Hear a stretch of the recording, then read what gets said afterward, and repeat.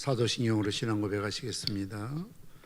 전능하사 천지를 만드신 하나님 아버지를 내가 믿사오며 그 외아들 우리 주 예수 그리스도를 믿사오니 이는 성령으로 잉태하사 동정녀 마리아에게 나시고 본디오 빌라도에게 고난을 받으사 십자가에 못 박혀 죽으시고 장사한 지 사흘 만에 죽은 자 가운데서 다시 살아나시며 하늘에 오르사 전능하신 하나님 편에 앉아 계시다가 저로서 산자와 죽은 자를 심판하러 오시리라. 성령을 믿사오며 거룩한 공회와 성도가 서로 교통하는 것과 죄를 사하여 주시는 것과 몸이 다시 사는 것과 영원히 사는 것을 믿사옵나이다. 아멘. 찬송가 342장 찬송하시겠습니다. 342장입니다.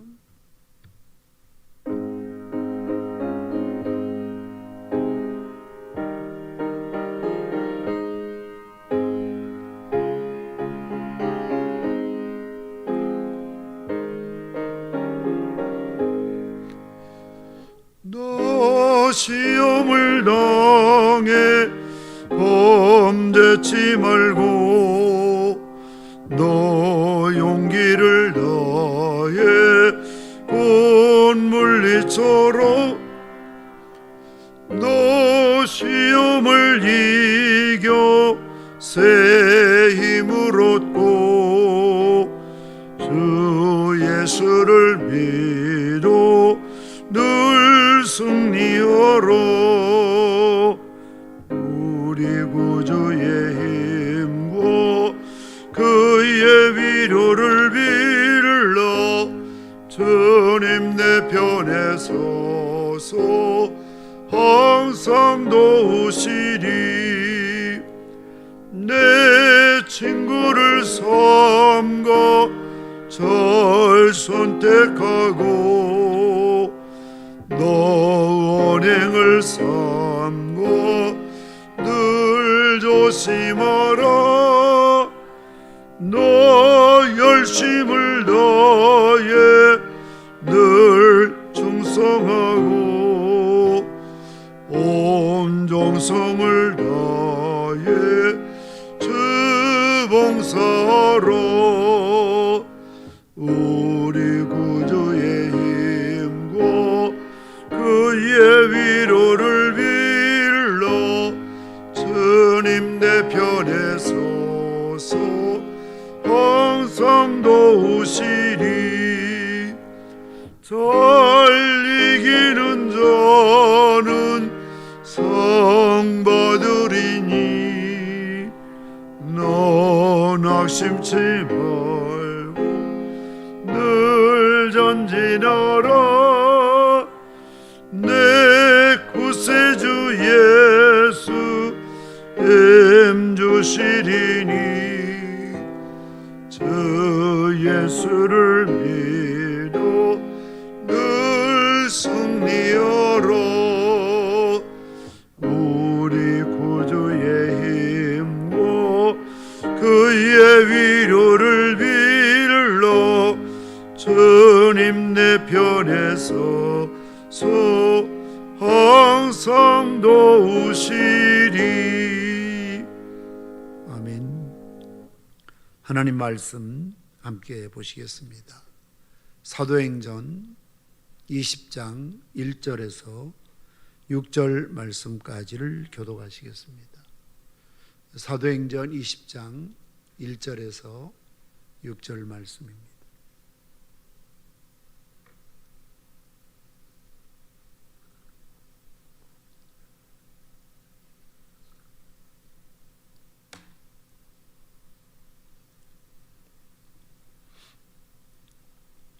사도행전 20장 1절에서 6절 말씀 교독하십니다. 소요가 그침에 바울은 제자들을 불러 고난 후에 작별하고 떠나 마게도냐로 가니라.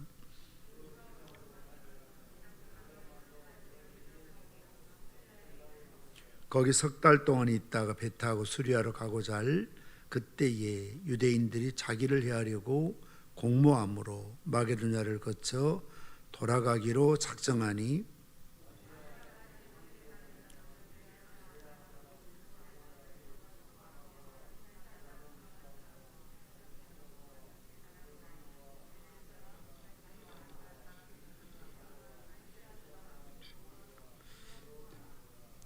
그들은 먼저 가서 드로아에서 우리를 기다리더라.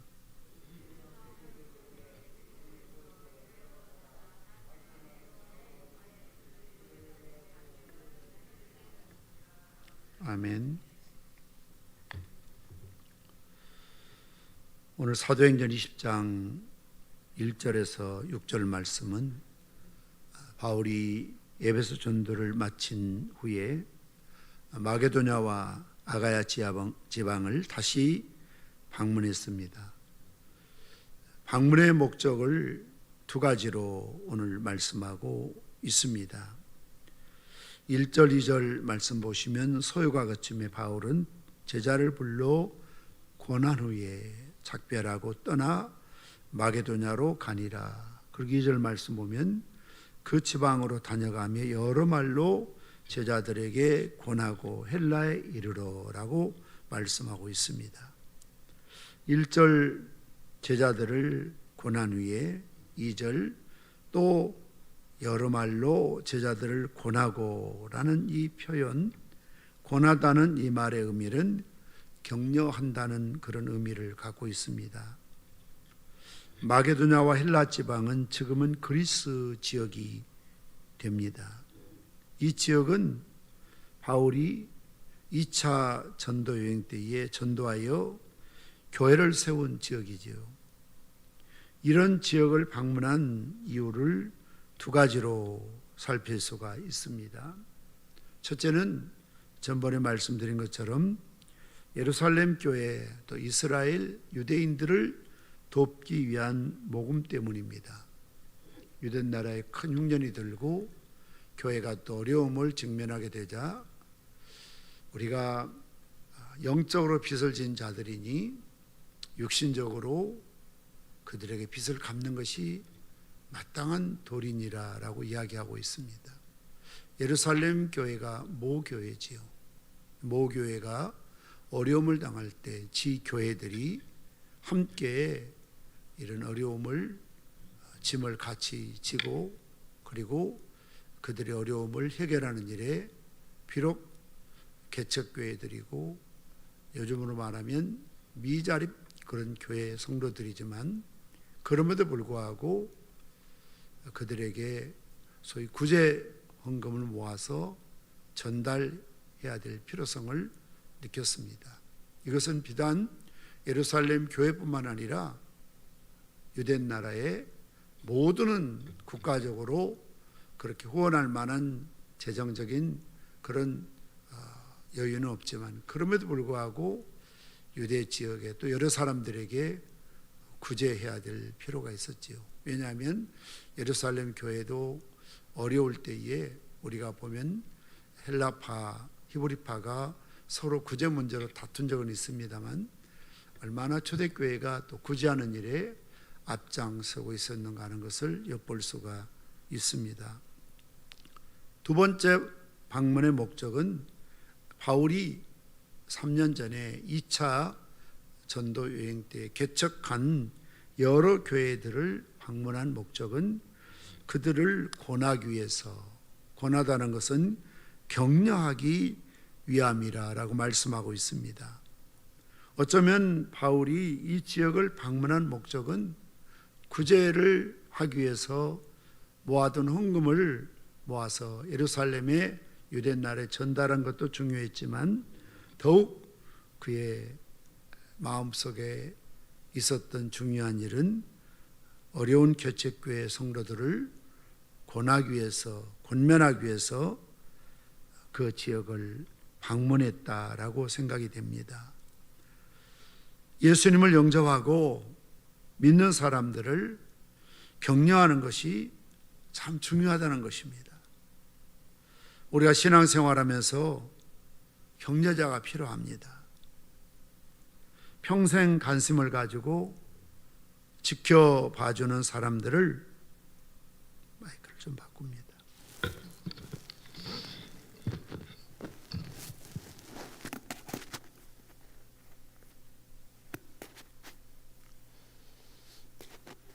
멘토라고 하지요. 신앙생활에는 이런 영적인 멘토가 꼭 필요합니다. 그래서 교회에서도 담임 목사나 또 부목사나 직원들이나 또 우리 교구장 장로님들이나 그리고 또 교구 임원들, 무엇보다 우리 셀 리더들이 세워지고 그들이 하는 가장 중요한 사역이 바로 이 권하는 일입니다. 격려하는 일이죠. 이것을 다른 말로 요즘은 양육한다, 그런 말을 쓰지요. 우리가 자녀를 낳아서 양육을 잘 해야 됩니다. 바르게 옳고 정말 정직하게 살아가도록 양육해야 될 책임이 부모에게 있는 것입니다.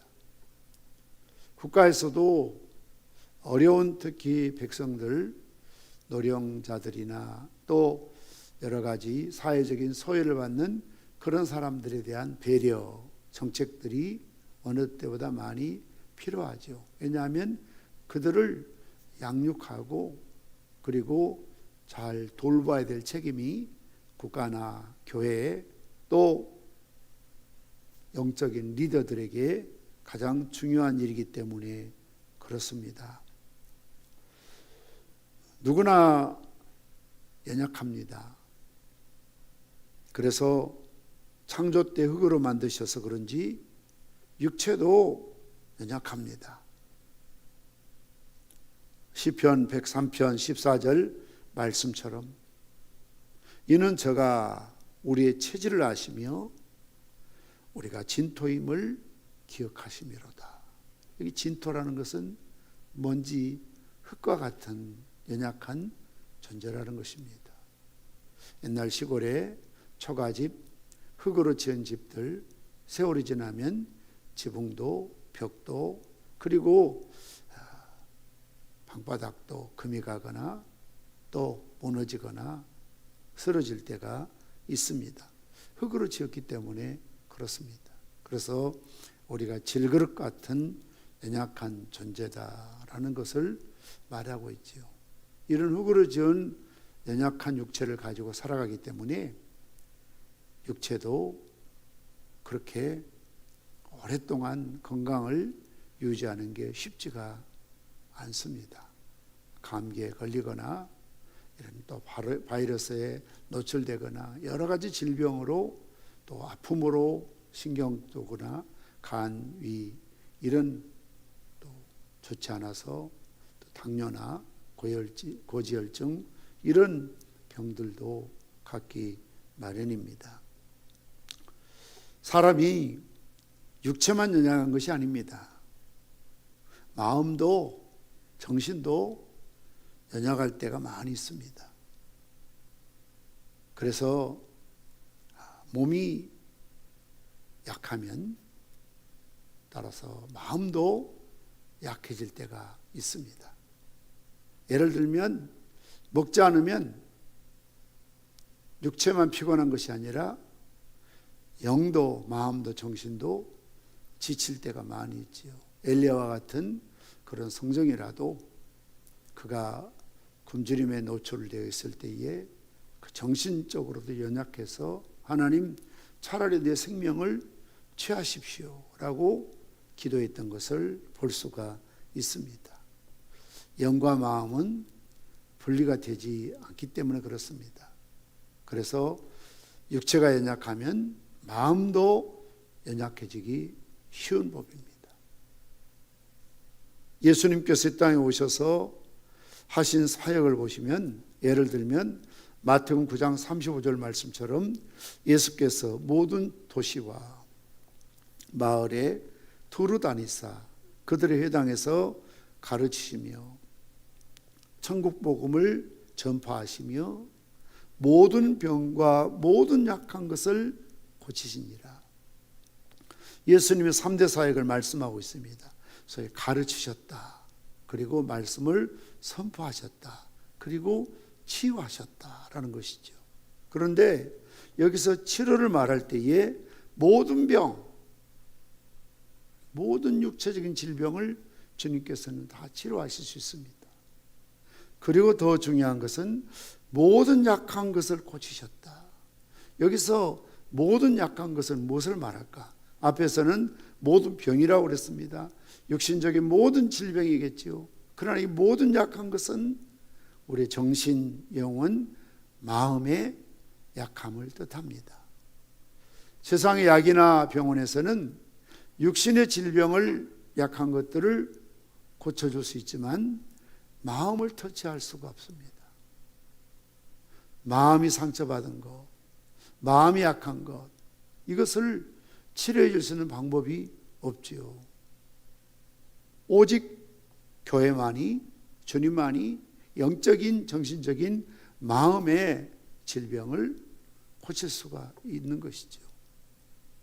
어리석은 사람들은 육신의 질병에 대해서는 크게 걱정하고 염려하고 어떤 의료센터를 짓고 치료하고 약을 개발하지만 사실 더욱 중요한 이 마음을 소위 공산주의자들은, 무신론주의자들은 마음을 인정하지 않습니다.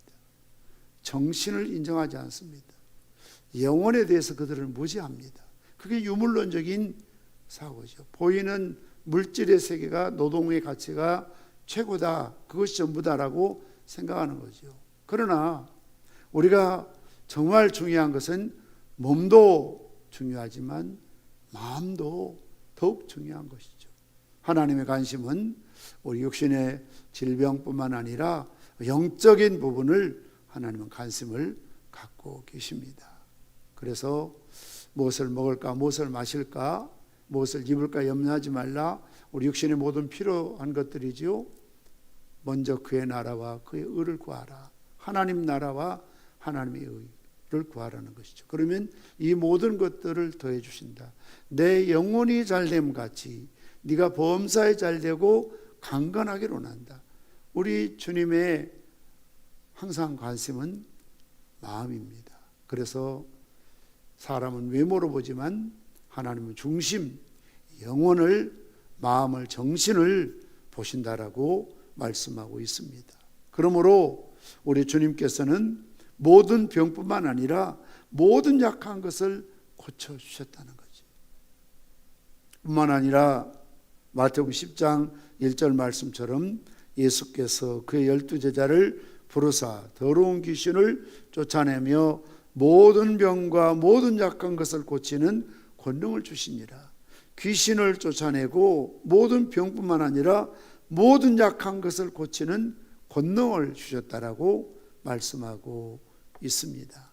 이처럼 우리 인간은 피차간에 육신적으로도 연약한 자들이고 정신적으로, 영적으로도 약한 자들입니다. 그래서 상처를 받기가 쉬운 법이지요. 세상살이에 힘들고 어려운 일들이 많습니다. 먹고 사는 문제, 건강의 문제, 인간관계 문제, 천재지변의 문제, 전쟁과 사회적 갈등, 혼란 등의 이런 문제들이 많이 있습니다.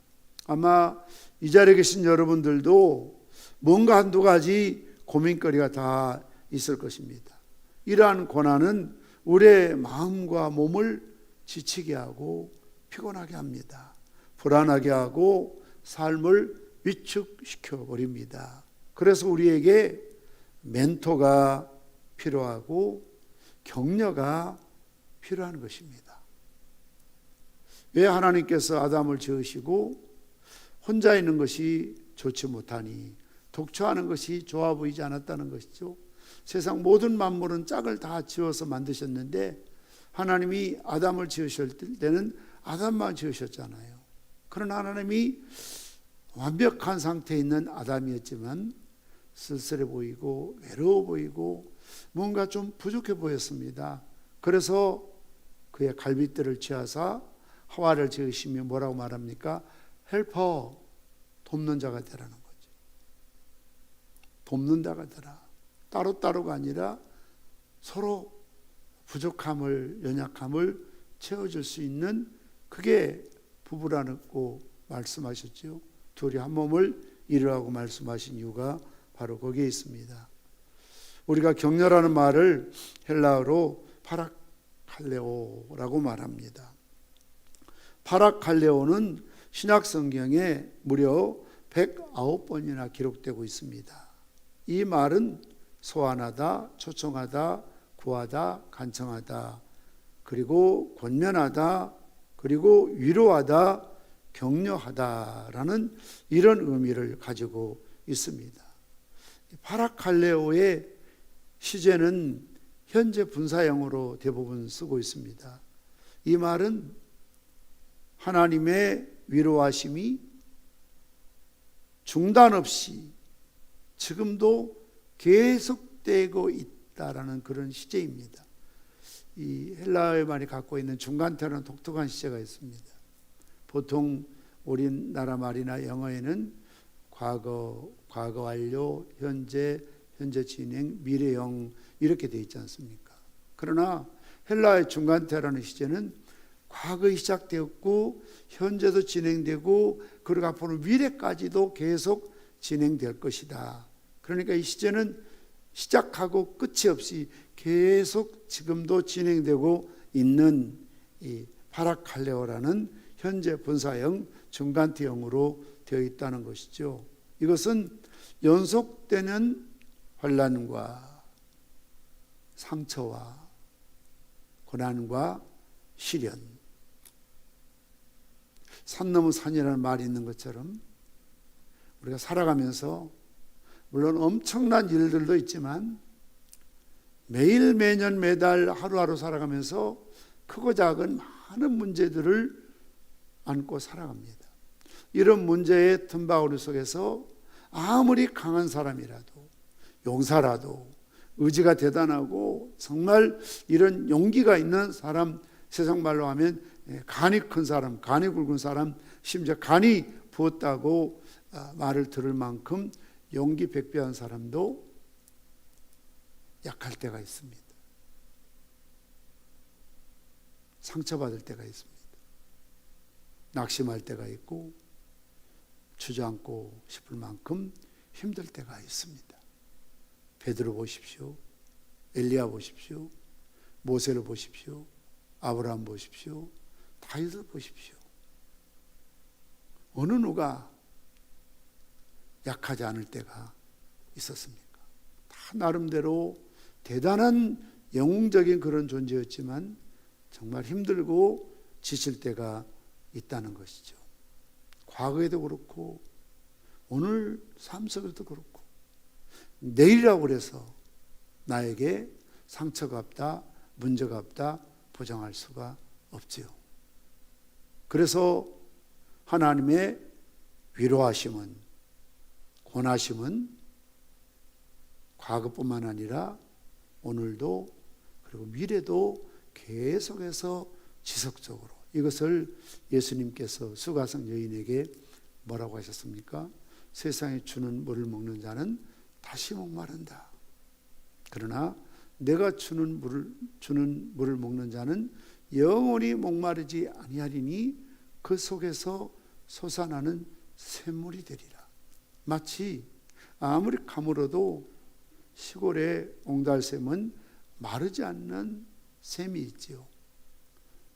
다 땅이 갈라지고 농사를 못 짓는다 하지만 아주 어떤 그 집의 산골짜기에 있는 그런 노는 계속해서 물이 끊이지 않고 솟구치는 용수숨치는 그런 용천이라고 하는데 그런 물의 원천이 있습니다. 마르지 않죠. 마르지 않는 샘, 그 마음에서 샘솟듯 솟아나리라. 무엇을 말합니까? 하나님의 이런 위로하심이, 보혜사 성령님의 위로하시고 보호하심이 계속해서 지속적으로 흘러나올 것을 말씀하고 있는 것입니다. 그래서 하나님의 위로하심이 중단 없이 계속된다. 연속되는 환난과 그에 상응하여 계속되는 위로하심이 역설적으로 결합되므로, 그래서 환난이 많은 곳에서 위로 또한 넘치도다라고 말씀할 수밖에 없는 것입니다. 이것이 바로 그리스도인의 실존을 규정하고 있다는 것입니다. 바울 자신도 복음을 전하다가 여러 차례 극심한 환난을 겪게 되지 않습니까? 그럴 때마다 하나님의 위로하심이 있었기 때문에 다시 털고 일어설 수가 있었던 것을 볼 수가 있습니다. 예를 들자면 사도행전 23장에 보면 대제사장 아나니아가 바울을 신문하면서, 그가 대제사장인데 바울과의 논쟁 끝에 바울을 치라 명하지 않습니까? 23장 2절 말씀 보면 대제사장 아나니아가 바울 곁에 서 있는 사람들에게 그 입을 치라 명하니, 바울이 말을 못하도록, 대답하지 못하도록 바울의 입을 치라는 거죠. 얼마나 참 자존심 상한 일입니까? 사람하고 이야기하고 있는데 누가 입을 탁 때리면서 입담으로 하면 기분 나쁘잖아요. 다른 데 때리라고도 하지 않고 입을 치라라고 말합니다. 어쩌면 입술이 터질 정도로, 코피가 날 정도로 그렇게 바울을 모욕을 주는 것이죠. 공개적으로 여러 사람 보는 앞에서. 하나님의 종인데, 하나님의 사도인데 이런 망신을 당하지 않습니까? 얼마나 자존심 상하고 속이 상하고 마음이 아팠겠습니까? 그런데 23장 11절 말씀 보면 그날 밤에, 어떤 날 밤입니까? 대제사장 아나니아에게, 그리고 거기 있는 사람들에게 무시당하고 수치를 당하고 업신여긴 당하고 참 무참히 짓밟히던 그날 밤에 주께서 바울 곁에 서서 이르시되 담대하라, 내가 예루살렘에서 나의 일을 증언하는 것 같이 로마에서도 증언하여 하라 하시니라. 그날 밤에 주님께서 바울 곁에 서서요, 하나님의 이루하심이 대체적으로 천사를 통해 말씀하신다든지 어떤 주의 사자를 보내서 말씀하시는데요, 바울에게는 주님이 직접 현현하세요. 직접 나타나시는 겁니다. 그래서 바울의 곁에 서 계시는 겁니다. 무엇을 말합니까? 그 순간만이 아니라 네가 아나니아에게 모욕을 당할 때도 내가 네 옆에 있었다. 네가 감옥에 있어도 내가 네 곁에 있다. 네가 애롭게 산길을 걷고 수없는 위험을 무릅쓰고 복음을 위해서 덥고 춥고 힘들고 외롭고 고독하게 길을 향할 때도 내가 네 곁에 항상 서서 너를 지켜보고 있다. 너를 보호하고 있다. 이보다 더 바울에게 큰 위로가 있을까요? 여러분이 나 혼자 하다, 아무도 없다, 정말 이번 주일에 여러분의 구약공과에 엘리야에 대한 이야기가 나오는 것처럼 다 바알에게 아스타리 무릎 꿇고 입 맞추고 내가 여호와께 열심히 유별나고 특심이 있었는데 나 혼자 남았습니다. 나밖에 없습니다. 그럴 때 하나님 뭐라고 하십니까? 아니다. 바알과 아스타리 입 맞추지 않는, 더럽혀지지 않는 7,000인이 있다라고 하지 않습니까? 어떤 때는 우리가 그럴 때가 있잖아요. 나밖에 없어. 아무도 나를 알아주지 않아.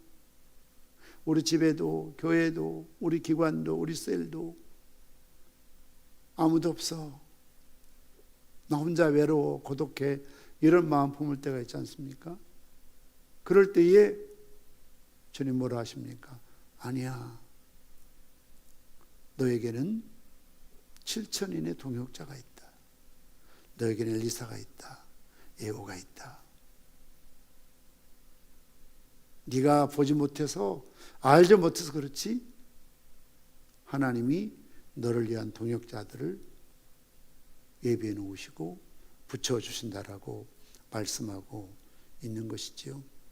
사도행전 27장 22절 이하의 말씀도 보시면 유라굴라 태풍으로 배가 파손되고 모든 사람들이 다 죽을 수밖에 없는 위기를 당할 때에 사도행전 27장 22절 이하의 말씀 보면 내가 너희를 권하노니 이제는 안심하라. 너희 중 아무도 생명에는 아무런 손상이 없겠고 오직 배뿐이리라. 내가 속한 바 내가 섬기는 하나님의 사자가 어젯밤에 내 곁에 서서 말하되 바울아 두려워하지 말라.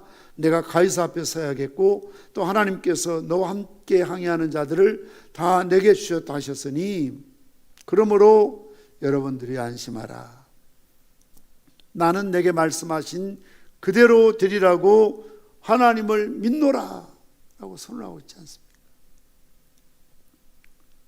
흉악한 죄수로 포승줄에 묶여 끌려가는 바울의 모습이지만 이때의 모습은 백부장이나 선주보다 더 영적인 리더십을 갖고 있는 탁월한 지도자의 모습으로 보여주고 있습니다. 이처럼 늘 바울은 어려울 때마다 힘들 때마다 주님이 곁에 서시고 하나님의 사자를 통해서 위로해 주시고 격려해 주지 않습니까? 그러니 그가 받은 위로로서 그는 또 다른 사람들을 위로할 수 있다는 것이죠.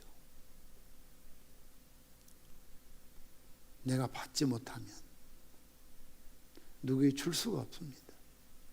사랑을 받지 못하고 사는 사람은 참 죄송하지만 사랑을 줄 수가 없어요.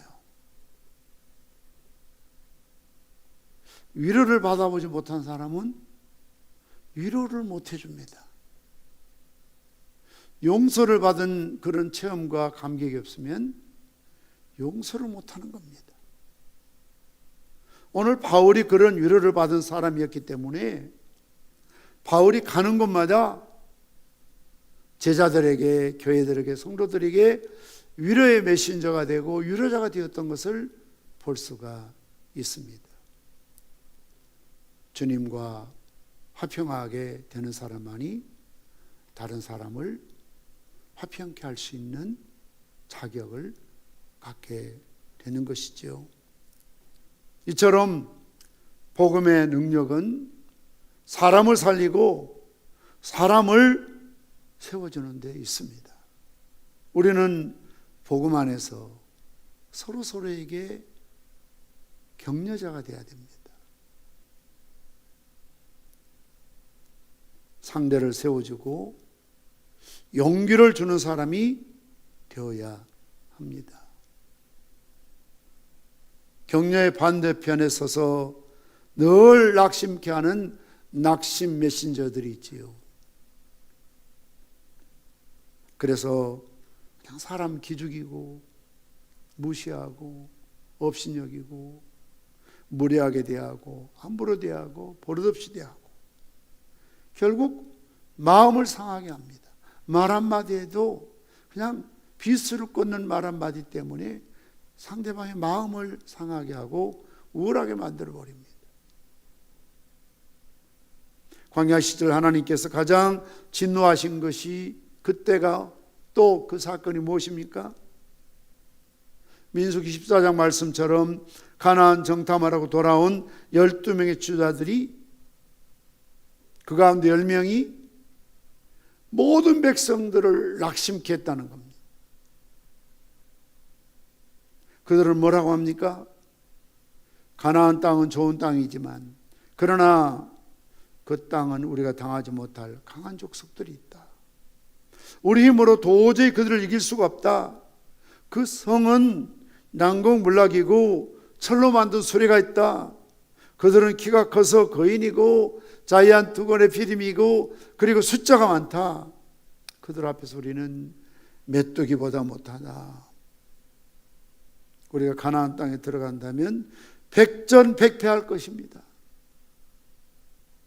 이 말을 들은 온 백성이 크게 낙심하지요. 밤새도록 울부짖으며 했던 말이 뭡니까? 애굽 땅에 매장지가 없어서 우리를 이곳에 끌고 와서 이곳에 죽이려고 하느냐. 모세를 향해서 지도를 향해서 대적하지 않습니다. 밤새도록 모세를 원망하면서 통곡했다고 말하고 있어요.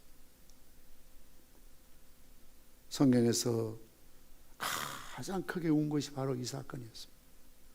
우리가 희망을 가지고 가나안 땅을 바라보고 여기까지 왔는데 다 버려두고 오직 그 하나 소망 갖고 왔는데 갈 수 없다니, 못 들어간다니, 그럼 우리는 다시 애굽으로 가란 말이냐, 어찌하란 말이냐. 밤새도록 울부짖는 백성들을 하나님께서 바라보시고 얼마나 진노하셨으면 가나안 땅을 정탐했던 40년으로 환산해서 광야를 헤매게 하시고 60만 3,550명의 장정들 중에 단 2사람 여호수아 갈렙을 제하고는 모두가 광야에서 죽었습니다. 그러니 40년 동안 여러분 60만 3,550명 한번 그 날수를 나눠보십시오.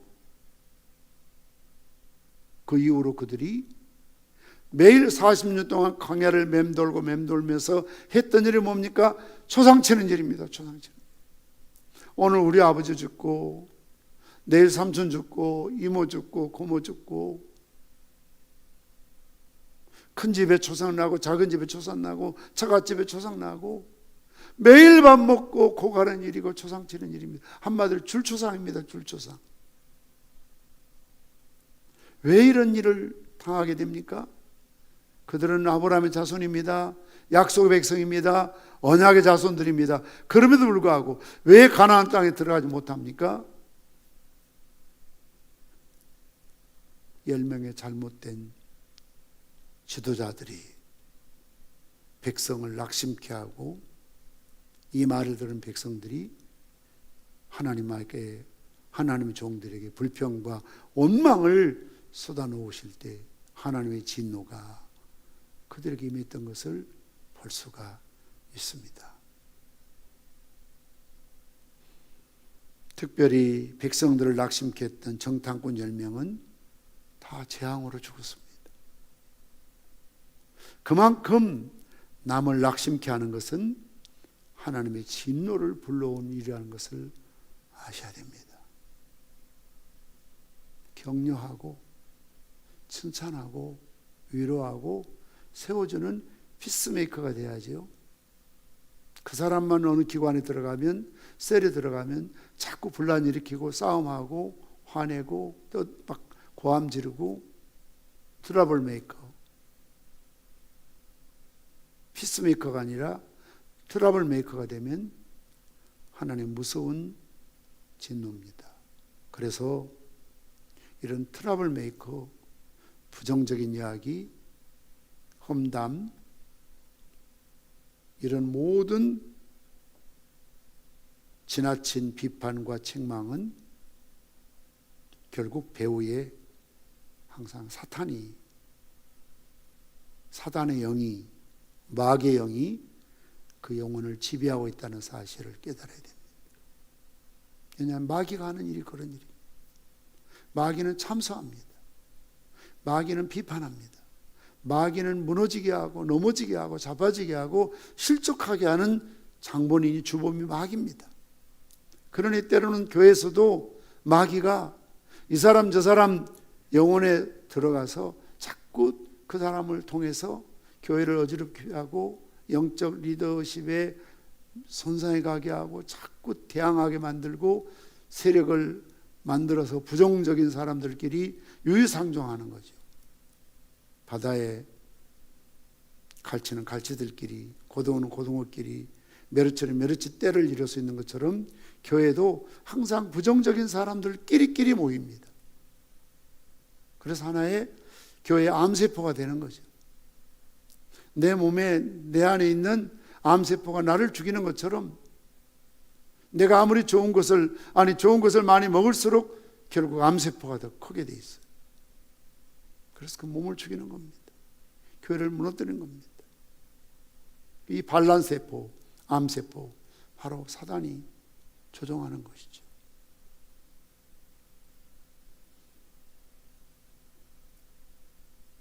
그래서 우리는 오늘 바울처럼 고난하는 사람, 권면하는 사람, 위로하는 사람, 세우는 사람, 이런 사람들의 언어는 격려와 칭찬이죠. 참 좋은 뜻입니다. 한번 해봅시다. 잘하셨습니다. 앞으로 잘 될 겁니다. 제가 도와드리겠습니다. 우리는 약하지만 주님이 도우시면 가능합니다. 그래서 이것이 습관이 되어야 됩니다. 지금 내 말투, 말의 내용을 보면 나의 10년 후의 미래가 그려지는 것입니다. 언어가 내 인생을 이끌어가거든요. 말은 내 인생의 나침반과 같습니다. 내 말이 가리키는 대로 가게 되어 있습니다. 그래서 야고보서에 뭐라고 그랬습니까? 소위 큰 배가 그 바다를 거스리고 가는 것은 보이지 않는 밑에 있는 작은 키에 의해서 움직여요. 방향타예요. 비행기든 차든 자동차든 핸들에 의해서 우로 갈 수 있고 좌로 갈 수 있습니다. 되돌아갈 수도 있습니다. 내 혀가 내 인생의 핸들입니다. 방향타입니다. 그래서 내 혀가 잘못되면 지옥불이라고 말하고 있지 않습니까? 지옥불. 작은 불씨지만 온 산을 태우는 것처럼 온 몸을 굴레 씌워버리는 게 뭡니까? 내 혀입니다. 하나님은 네 말이 내 귀에 들리는 대로 내가 행하리라 말씀하고 있습니다. 힘들고 어려워도 하나님 앞에서 할 수 있다, 가능하다 하면 되도록 도와주실 것이고, 다 되는 조건이 있어도 입이 열어서 안 된다, 못한다 하면 안 되도록 하나님이 역사하신다는 거죠. 그래서 창조적인 언어가 자식들을 살리고 칭찬과 격려의 언어가 자식들을 살리는 거죠. 여러분 자녀들, 특별히 이제 손자 손녀들 한번 키우면서 보십시오. 어느 집을 막론하고 아이가 태어나서 말 한마디 하면 막 잘한다고 격려해 주잖아요. 일어서면 막 온 식구 박수 쳐주고 격려해 주잖아요. 최고다, 멋지다, 잘한다 입에 달고 살잖아요. 이게 격려거든요. 사실 뭐 애가 태어나서 때가 되면 뭐 엄마 아빠 부를 수도 있고 할머니 할아버지 부를 수도 있고 뭐 애 세월 되면 일어나는 건 당연한 거죠. 뭐 그렇게 대단한 일입니까? 뭐 박수 칠 일입니까? 칭찬할 일입니까? 못 일어나는 게 이상한 일이죠. 그럼에도 불구하고 여러분 손자 손녀들 키우면서 막 잘한다고 박수 쳐주고 막 그걸 찍어서 막 그냥 남에게 자랑하고, 그래서 어떤 땐 그러잖아요. 어떤 막 흥분해서 들어보면 사실 속으로는 뭐 이렇게 대단한 일이라고. 손자 손녀가 천재 아닌 집이 없어요. 천재로 만들어요.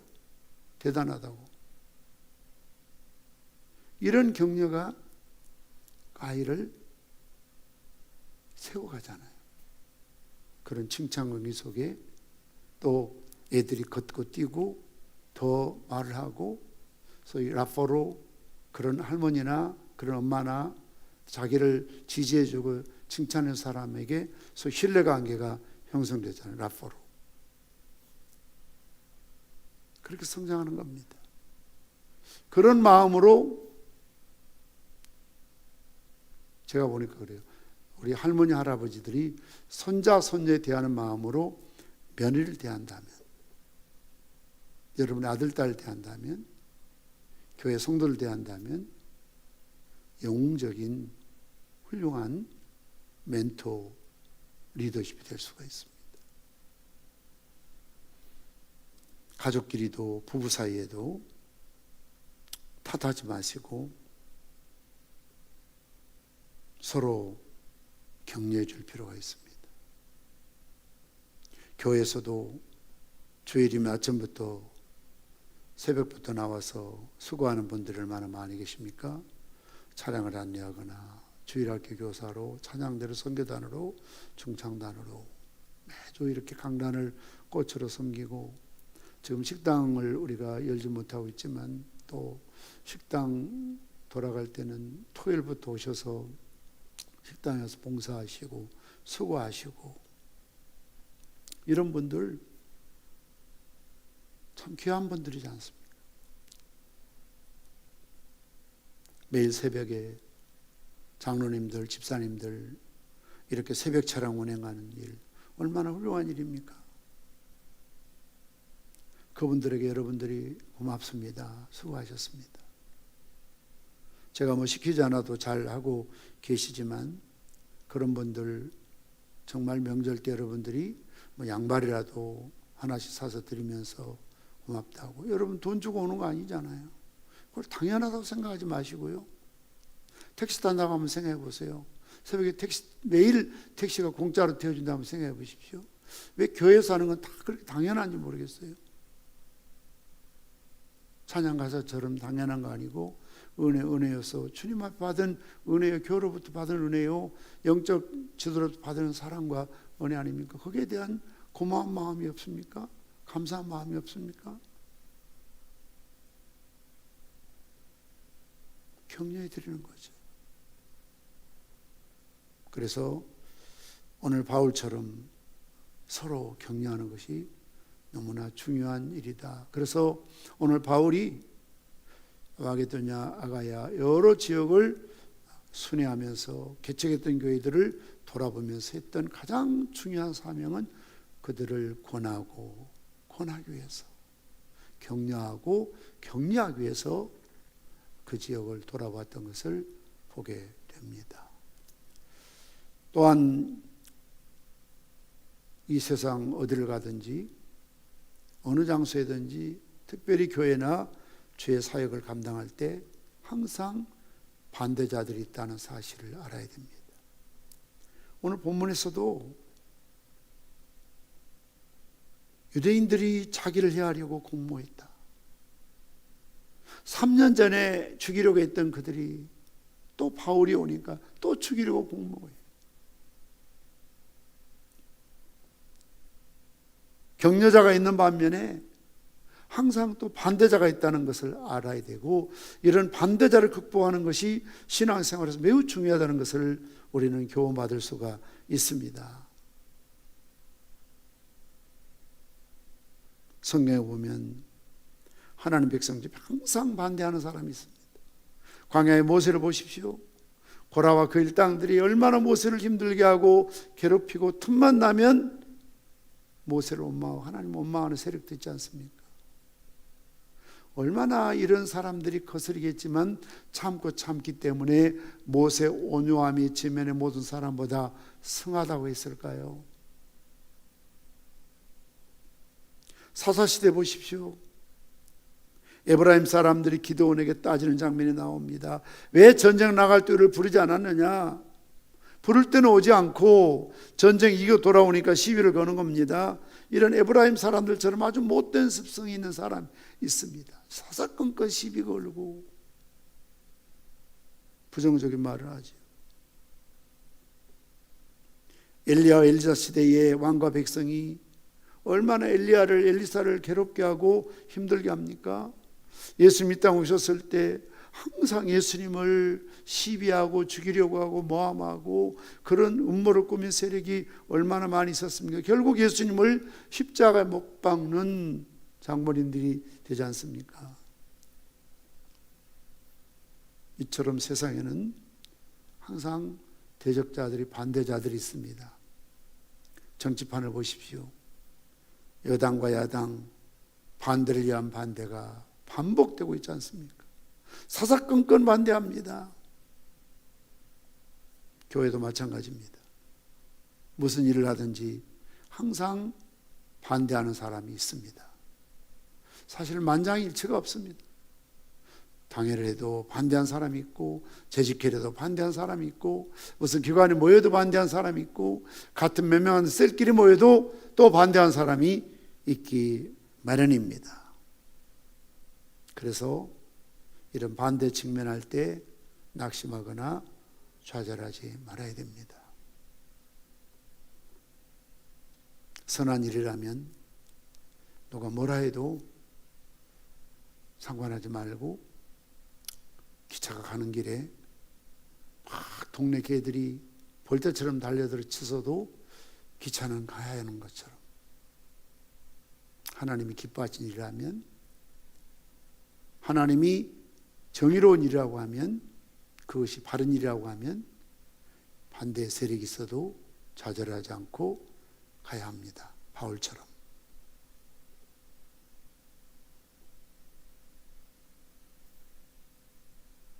이것을 잘 극복하는 것이 참 중요합니다. 반대만 하는 사람이 있는 건 아니잖아요. 오늘 바울 곁에 동지들을 보십시오. 하나님께서는 바울 곁에 항상 동지들을 보내주셨습니다. 신앙생활에서 중요한 것은 반대자가 아니라 동지, 동역자가 되는 것이죠. 반대자가 몇 명이든 동지 때문에 힘을 얻습니다. 우리 총회도 저도 어떤 이런 여러 가지 모임 중에도 뜻이 하나 되고 마음이 하나 되고 또 총회를 보고 또 총신을 바라보는 그런, 사실 저도 총신 운전생활 때 저 혼자 한 게 아닙니다. 얼마나 많은 분들이 저를 도와줬는지 모릅니다. 그래서 참 목표를 이뤄낼 수가 있었지요. 오늘 바울의 동지들 명단을 오늘 4절 6절에 말씀하고 있지요. 소바더와 아리스타고와 스다고와 세군도와 가이오와 디모데와 두기고와 드로비모라라고 말씀하고 있습니다. 이분에 대해서 다 자세히 설명드리지 않지만 정말 바울을 위해서 목숨이라도 목이라도 내어놓을 만한 신실한 동역자들이었던 것을 볼 수가 있습니다. 특별히 사도행전 오늘 본문의 말씀에서도 우리라는 단어가 참 많이 나와요. 우리가. 여기서 우리는 누굽니까? 바울과 오늘 사도행전 기록하고 있는 누가와 디모데와 그 일행을 가리켜 복수로 우리입니다. 몇 번이나 나오는가 하면 무려 사도행전만 139번, 140번 나와요. 여러분들이 우리가 돼야 돼요. 담임 목사가 어떤 일 할 때 우리가 돼야지 남이 돼서는 안 돼요. 반대자가 돼서는 안 돼요. 어떤 개인적인 야망이나 욕심을 위한 일이라면 여러분이 반대할 수 있지만 정말 교회와 주님과 복음과 하나님 나라를 위한 일이라면 오늘 바울 곁에 있는 이 신실한 동역자들처럼 함께 할 수 있어야 된다는 거예요. 우리가 돼야 돼요.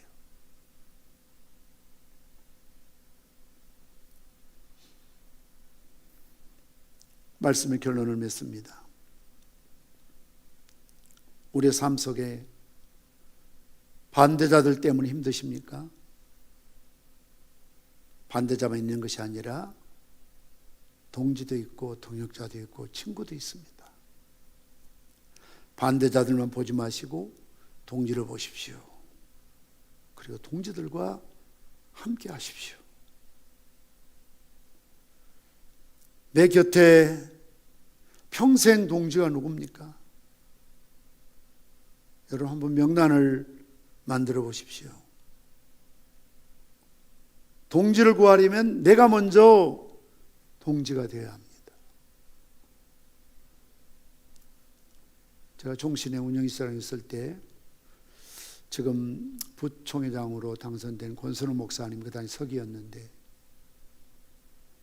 저하고 종신 문제 때문에 한 50번 이상 회의하면서 만나고 교제하고 정말 형제처럼 지냈습니다.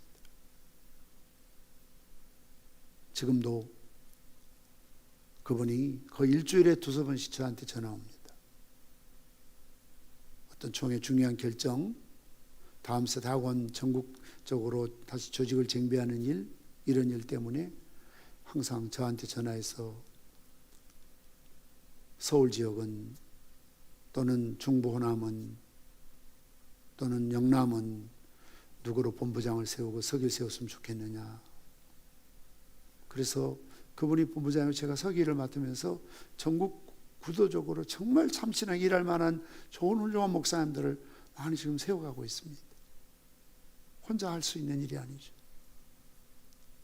함께 정말 전우처럼, 전쟁에 함께 전쟁을 치른 전우처럼 그런 끈끈한 그런 깊은 정을 가지고 서로가 신뢰하며 존중하고 사랑하고 돕고 협력하고 있습니다.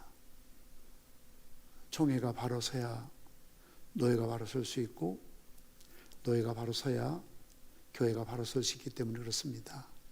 국가가 바로 서야 경남도 바로 서고, 경남도가 바로 서야 양산이 바로 서고, 양산이 바로 서야만 우리의 삶도 바르게 세워질 수 있거든요. 하나의 연대적인 구조를 가지고 있잖아요. 오늘 바울을 보십시오.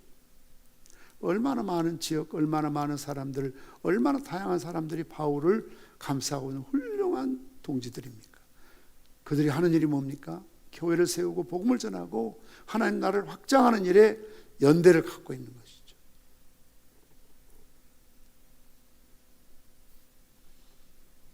오늘 말씀을 통해서 내 주변, 내 가정, 내 교회 안에 연약한 사람, 낙심한 사람들을 주 안에서 위로하십시오.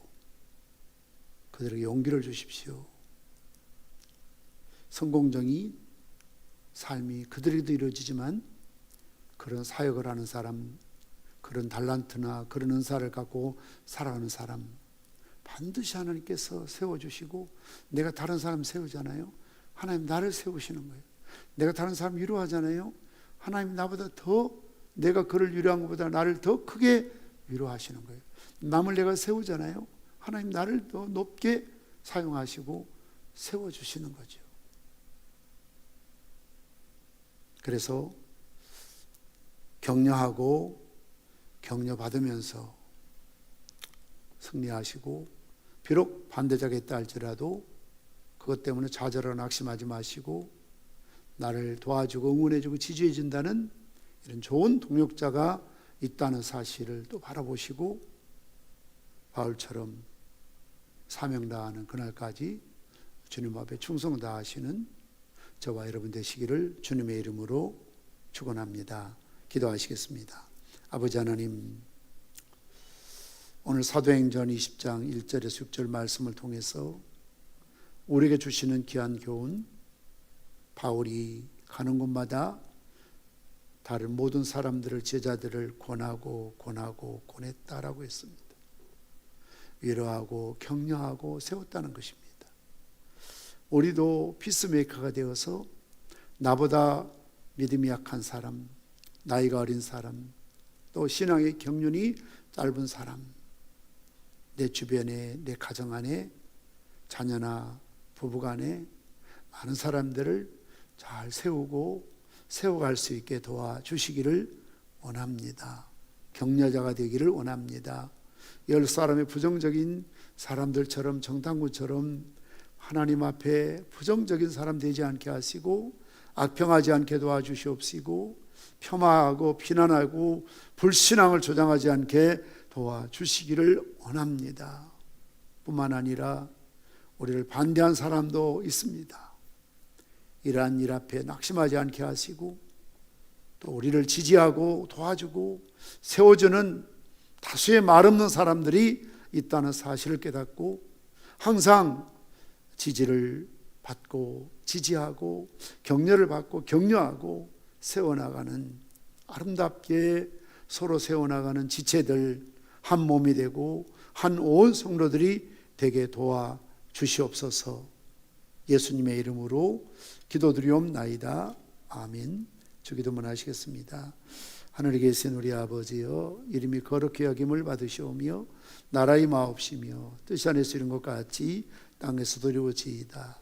오늘날 우리에게 일용할 양식을 주옵시고, 우리가 우리에게 죄진 자를 사해 준 것 같이 우리 죄를 사하여 주옵시고, 우리를 시험에 들게 하지 마옵시고 다만 악에서 구하옵소서.